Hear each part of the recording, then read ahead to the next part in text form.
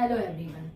Today we are present here with a topic that tells us about the difference between meristematic tissue and permanent tissue. In our previous video, we have already seen that what are meristematic tissue and what are permanent tissue. For meristematic tissue, these are the cells that have ability to divide. But permanent tissue, they are not having ability to divide further. So here are 5 main differences between meristematic tissue and permanent tissue.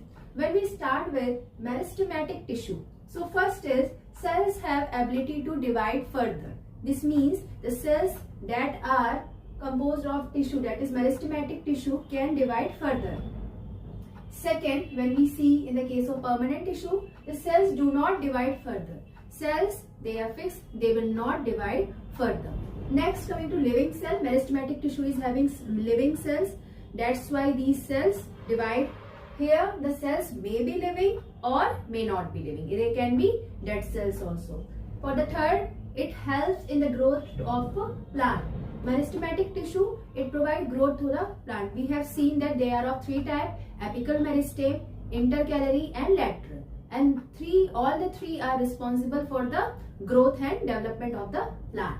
When we see in the case of permanent tissue, so permanent tissue, they provide the protection, they provide support, and they also helps in storage. After that, the fourth is intercellular space is absent. In the case of meristematic tissue, the space between the cell is absent. That there is no intercellular space in the meristematic tissue. When we talk about the permanent tissue, they are having intercellular space, or we can say more or less it depends upon the type of tissue.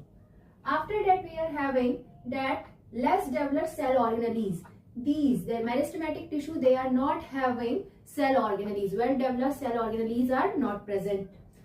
When we talk about permanent tissue, they are having developed cell organelles like plastids, chloroplasts, chromoplasts, leucoplasts. So it is having well developed cell organelles.